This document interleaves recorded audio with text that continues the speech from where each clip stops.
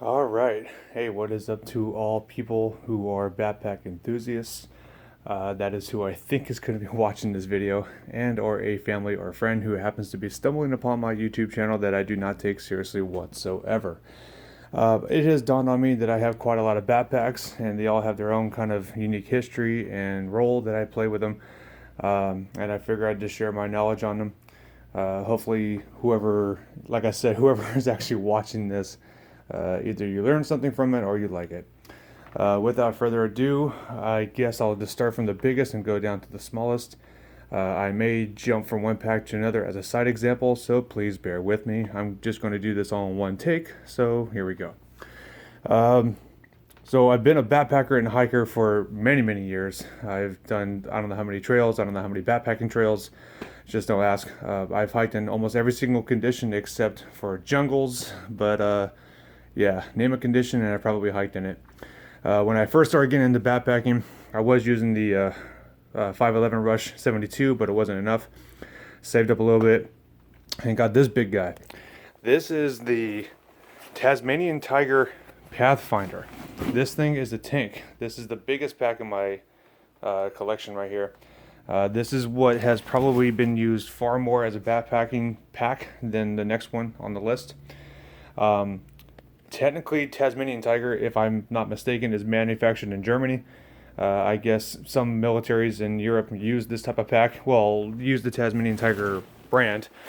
Tasmanian Tiger uses or makes other types of models, but the Pathfinder is the one that really caught my eye. So let me just get this crap out of the way. So, like I said, this was the main pack that I used for backpacking until I finally replaced it with this big guy. But the thing is, there are some really cool pros and really cool cons. Well, not cool cons, but there's some cons to it that I don't like. To get to the cool aspect about it, if you see, it has these big side pouches on the side. What's really cool about that is the fact that I can actually take these off, and you can see where that zipper is. I can zip this pouch to this pouch and make it into like a day pack. Now this came in handy really cool, in a really cool way in Yosemite. I did several trips in Yosemite with this particular pack where what we would do is, especially if we're going to go up a peak, we would hike to a certain location, camp out, then carry a day pack, and that's what this was useful. I just need my keys, wallet, cell phone, food, water, flashlight, and we would go up a peak, and I just carried my bare essentials. So that was something that was really cool about it. Another kind of cool aspect about it has all the attachments in front. Now this black mesh thing right here, this is actually a what's called a helmet carrier. Again, it's more of a military pack than anything. No, I don't have a helmet. I'm not going to be carrying a helmet in the wilderness, but what this was useful for was attaching my sleeping mat, and or if something got wet, I can just attach it to the outside. So just because it's designed for something doesn't mean I can't use it for something else. Same kind of thing as a lot of other packs, or a lot of other backpacking packs. Has a big pouch for your sleeping bag, main compartment, upper compartment. The main compartment was cool because it has 3 horizontal pouches in the front.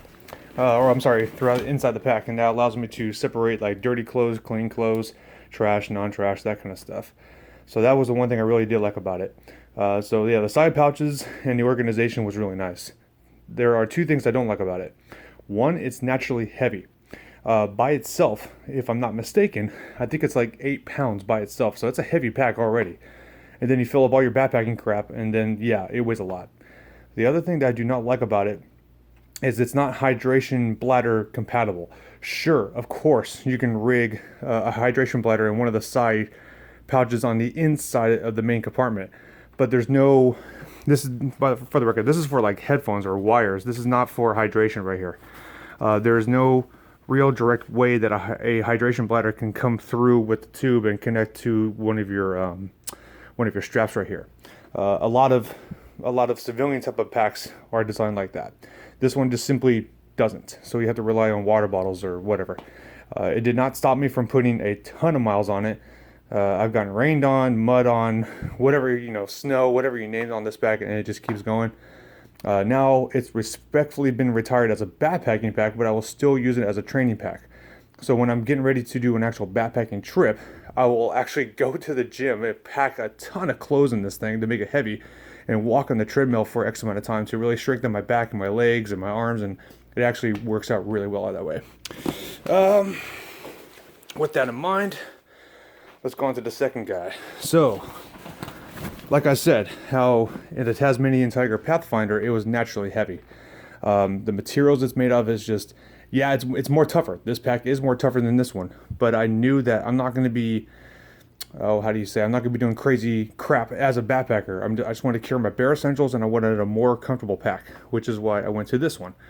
This is the Deuter Aircontact, and it's kind of similar to the Pathfinder in a way. It's by the way, if I may stop myself, I believe both of these are 75 plus liters. This one obviously is a little bit more because of the side pouches, but for the most part, they're roughly around the exact same size when it comes to the big compartment underneath where I can store my sleeping bag, the main compartment where I can store my jacket, all my cooking wear, excess clothes, etc., and then it has an upper compartment too. Like I said, how I was going to jump back and forth, I forgot to mention, this upper pouch can be taken off and used like a fanny pack. Anyway, I'm getting distracted. So let's talk about the Deuter Aircontact. This was nice. I really like this pack. This is now my main pack that I take in the wilderness. Doesn't have as many miles as what I've done with the Pathfinder here. But yeah, those miles are getting chalked up right now. If I may stop myself again, both of them have the same type of adjustments. I can, if I want to adjust it based on my torso size, or if I want to loan it to a friend, I can simply just adjust it. And they have the same type of adjustment where you pull some Velcro out, you slip it up and down, and you can adjust it accordingly. But this one's lighter. This one, if I get my facts right, I believe it's like 5 to 6 pounds. So it is lighter than this one, which is like 8. Let's see. So the pros that I like about it is that it is lighter. It is more comfortable. I guess there are 2 cons that I have about this particular pack. One is they give me a side pouch on the right side of the hip, but not on the left. There's no side pouch. I have no idea why. Why would you do that? Why would you give me a side pouch on this side, but not on that side? I don't know. That's just kind of a nitpicker thing about me. The other thing is, yes, it is hydration compatible. I've done it dozens of times where hydration bladder goes in, but the thing is where it connects at the top, it has a Velcro strap. It's not a snap closure button. It's not a buckle in any way that really secures it. It's a Velcro strap, and I really don't like that. Velcro, in my opinion, will wear out too fast, and the more you use it, the more quicker it's going to wear out. Other than that, that's just, again, more of a nitpicker type of thing. As a backpacker's pack, this thing is a 10 out of 10 in my books. I'm sure somebody else is going to have a different opinion, but yeah, you cannot go wrong with a Deuter pack. Let's move on. So what do I use for hiking? This is where this guy comes in. Now, granted, I've used other packs for hiking, more on that later, but I've had this guy for at least 5-6 years now, and this is the Gregory Stout 35. This thing is phenomenal. Without doubt, what I think that this pack really shines in is winter hiking. I love winter hiking. Winter hiking is just something I'm very passionate about. And the thing is, winter hiking, you have to carry a lot of crap with you. I have my climbing helmet in there right there. But the thing is, winter hiking, like I said, you gotta carry a lot of stuff. You got a full-size jacket, you got your freaking gaiters, your spikes, your helmet, your ice axe, your poles, your gloves, another pair of gloves, headgear, long sleeve shirt, all your layers, flashlights, extra batteries for your flashlights, keys, wallet, cell phone, water, plenty of water, by the way, and your food. So that's a lot to carry for one day, and this pack will get it done. This is the kind of pack that I will definitely want to have on me if I'm doing a 5 to 8 hour hike, or even a 12-hour hike. I would absolutely carry this anywhere. Again, I've carried this pack in all kinds of conditions, and it just keeps going. Absolutely phenomenal. Highly recommend it. There is one thing I must really point out that made me choose this pack over something like an Osprey. An Osprey is a different type of brand. So while picking this pack out at the REI and other types of outdoor stores, hear me out on this one, guys. So as I've gotten older in life, I've noticed that materials will age differently. For example, rubber, when coming into contact with the elements over the years, it's either going to go two ways. Either the rubber is going to crack and chip apart, or it gets kind of like gooey and it gets kind of sticky. Imagine like the grip you get on a pen. It's just not going to have a nice feel to it. So I really try to stay away from rubber as much as I can. And the Osprey packs that I checked out, they just had this. They had as much rubber as they could on it, and I just did not like it. This pack is quite simple with this approach. There's no crazy rubberized stuff on it, yet it does a great job at keeping water out. That's pretty much all I got on this guy. Again, highly recommend it. Fantastic hiking pack. Moving on. So, we're going to go with one of the older packs that I've had in my collection. This is the Rush 72, made by 511. Now, there are dozens upon dozens of videos on YouTube of people absolutely raving about the Rush 72. I think it is probably, out of all the packs that I have, it's probably the most universal one. I have gone backpacking with this one. I have done long day hikes with this. This is now my main travel bag. I'm about to board a plane in a few days, and every time I go on a plane, this is the pack that I choose with me. If I'm going to go in an environment and I don't know how long I'm going to be staying there for, this is the pack that's going to come with me. And essentially, what I've noticed is that, once again, this pack just does it all. But it's not going to do everything of what you want it to. It's not going to be the best backpack to go backpacking. It's not the best hiking pack. But again, it's just a pack that's just going to do everything you want. Trying to elaborate more. One thing that makes this one shine above the rest is the sheer organization. Again, there's plenty of other videos on YouTube where you can see all the details, all the pockets in and out, so I'm not going to go into that. You just have to kind of take my word. When it comes to organizing stuff, this pack is the one that's going to shine above all the rest. Trying to think of anything else I can elaborate on it. I think one thing I have done is, it wasn't cheap, but I got 3 large external pockets for them, and that helps. That helps with like storing sandals and other types of bulky items that you don't really want to quickly shove into the main pouch. You can just shove it on the side. Trying to think what else. I guess that's it. Moving on to my problem child here. This thing has been quite a rock in my shoe, and this is going to take a little explanation. So, with my whole love of packs, one thing that I really liked is what's called the Alice system. Let me get my camera out of here, that way the red thing may not confuse you, or will confuse you. Doesn't matter. Let me get this thing out of the way. Bear with me. Alright. So anyone who's in the military packs will probably know about what's called the Alice gear system. The Alice gear was used in the military, or U.S. military, from the 70s, 80s, and 90s. It was finally replaced by MOLLE material like what you see there in the 2000s. But the thing is, there's still a lot of there's still a lot of Alice gear stuff floating around. I really like the look, like the actual aesthetic look of Alice packs. They're not the best pack. They are a much older design, but there's something about that aesthetics that I just particularly liked. So I looked around, but I could never find an Alice pack that was new enough for me to pull the trigger on getting. Then one day I found out that there's a brand called Spec-Ops, and they make a new Alice rucksack, and this is called the Spec-Ops Recon Ruck. Now, here's the problem with this. One, it's not cheap. The actual pack itself is not cheap. I'm not gonna share how much I spent on it, but nevertheless, yeah, it was more than what I wanted to spend. The other thing is, when I initially got it, it was not perfect by any means. If you decide to get this particular pack, you are going to want to do some homework on this. You're going to want to retrofit it and change it to how you want it to. It's an extremely simple pack for a lot of money. Problem number one, it only comes with a foam back part on it. So there's the frame of what you see, that's later, more on that later.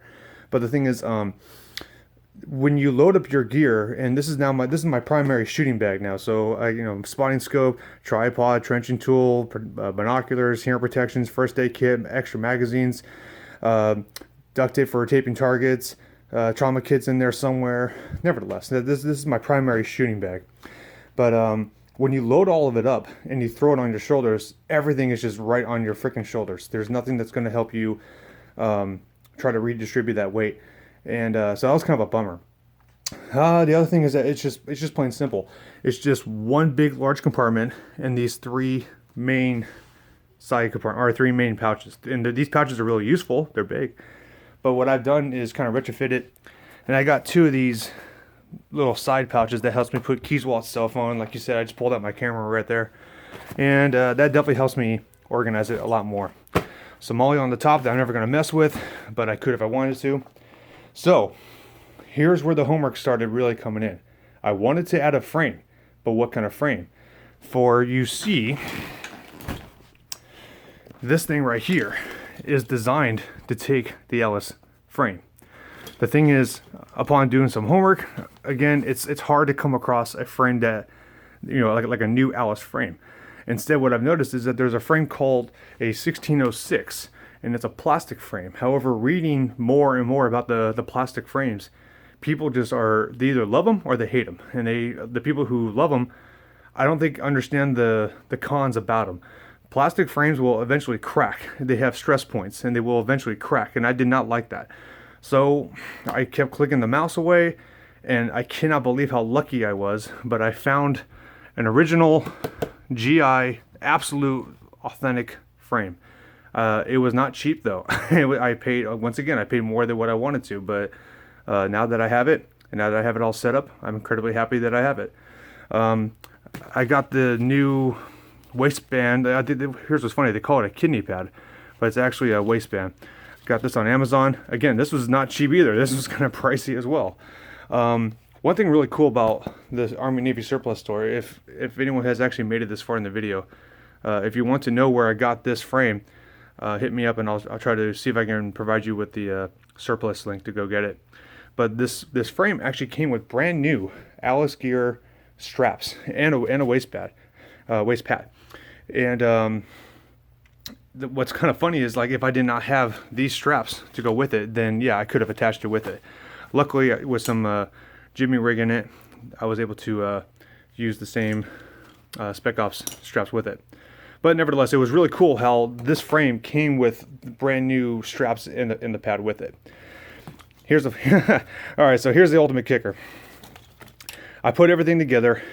Everything is to the right size. It's all adjusted for me, all that good stuff. And I throw it on, and it's too freaking heavy. It's so freaking heavy. It is just so heavy. It's where to start?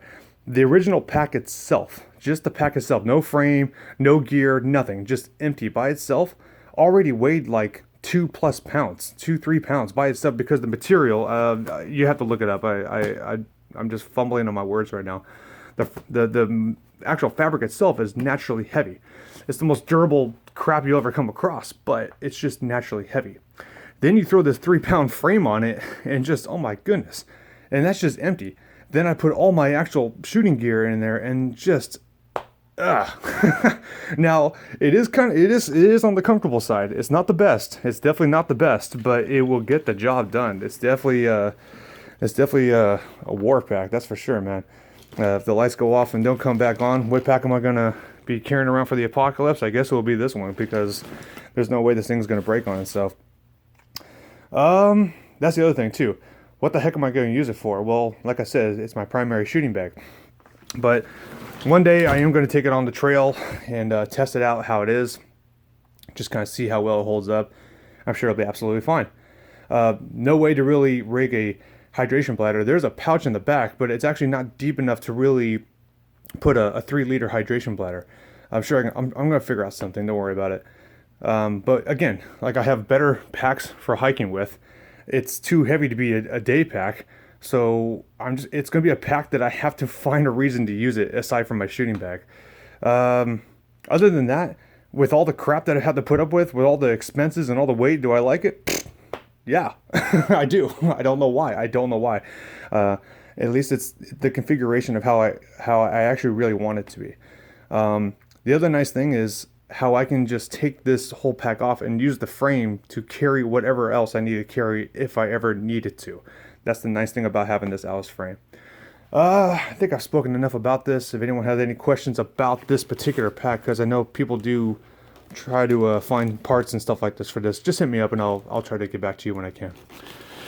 All right, so let's get to some of the older ones that I've had too. This guy right here, this guy and I have a history. This is an old, apparently German, like alpine or some kind of older German designed backpack that I've had since I was 16 years old. I've used this thing for so many different things. I used it as a school bag back in the day. It was used as a gym bag for years and years and years. I used to run with this dang thing. I can't believe that. This was a great bag that I used to take over at friends' houses. Let me get this out of the way. It was a great bag that I used to use for going over friends' houses. The thing is, it's incredibly simple. It's just a big canvas bag with 2 side pouches and extremely simple straps. That's all it is. And it has a waist strap. And that's it. There's nothing too crazy about it in any way. Yet what's nice about it is the sheer quality of the canvas. This is canvas. So the sheer quality of the canvas has really held out throughout time. I've picked up other brands that have tried to make this exact same pack, and it's just not the same. I don't know what they're doing in Germany when it comes to quality, but they got it right this time. It still feels nice. It still holds up to this day. It's been washed who knows how many times, and by the way, we're starting to see some pretty significant wear and tear here. I got some holes developing, but I'm still going to love it. This is still the pack that I will take over to friends' houses if I stay. I still find reasons to use this. The reason why I have this kind of rope thing here is because, unfortunately, one day I picked this up too hard, and I felt a slight little tear. I can't tell, but I was like, all right, I'm going to use the D-rings, get some freaking paracord, and make myself a carrying handle. So that's why that's there. Back when I used to do a lot of jiu-jitsu, I used to just throw my uniform in here, and yeah, like I said, it was a fantastic gym bag for what I did with it. But the reason why I still like it is because I'm 34 now, and I've had this pack since I was 16, and it just keeps going. So yeah. Oh yeah, here's the other funny part. At the time that my dad got this for me, it was like less than $20. Now you can't find this thing for less than 45 or 50. I can't believe that a bag of canvas or a canvas bag can be so expensive, but hey, I guess when people like it, the price will go up. And so now we get to what people are probably going to be surprised. This is actually my favorite pack of all time. This is the Rush 12. Again, there are dozens and dozens of videos on YouTube of people absolutely raving about this pack, and I'm absolutely one of them. In my opinion, and this is just one person's opinion, I think this is one of the most finest packs that's ever been created, provided that you do the modifications that I did. I got this back in 2009. The year that I'm making this video is 2020, so do the math, 11 years now. So the thing is, what has this pack been used for? Everything. Pretty much everything except backpacking. It has been used as a hiking bag. It has been used as an overnight bag. It's been used as a school bag. It's the pack that I've ridden probably over 2,000 miles on my bike with and run over several other hundreds of miles when I used to do a lot more running. This pack has been through so much, yet it keeps going. Even when I try to wash it, somehow I can't get the sweat stains out. But I also use it for work when it's gonna be a long day and I know it. I'm just gonna have to bring a lot of crap with me. I will still use it for work. There are 2 significant modifications that I've done with it that I highly recommend anybody with a Rush 12 do. Number 1, these side buckles. So the original pack is going to come with this main horizontal or diagonal buckle on both sides. In my opinion, this is not good enough, because what happened was, and I found this out by running with my college books, when I would run across the street, the books will be shifting back and forth, and it's so off-putting. You can totally feel it. So I got some of these side buckles that 511 makes, and they just snap off, and that allowed me to pull the material closer to my back. That whole shifting thing stopped right then and there. The other thing that I highly recommend, and it's nice that they at least give you the option. At least they give you the loops to do it. But I pulled this strap off of another pack that I ended up giving to my friend, and I used the strap and the buckle as a way to have a waist strap at least. Again, it pulls it towards your body, holds it towards your body as you're running, cycling, whatever. It's something that I just highly recommend if you're going to be using this pack for anything on the active side. Again, I don't want to, this video is already long enough as it is. I don't want to take up too much time, except that, in my opinion, again, this pack is just absolutely phenomenal. Now, one day I will have to replace this with what? I have no clue. I have absolutely no clue. I don't want to change it out. But, yeah, one day. Anyway, this is my freaking backpack collection. Am I going to get any more? Nah. Why? I just don't have the space. And also, I have enough. So for anyone who's actually made it this long and actually watched this video, thank you for watching.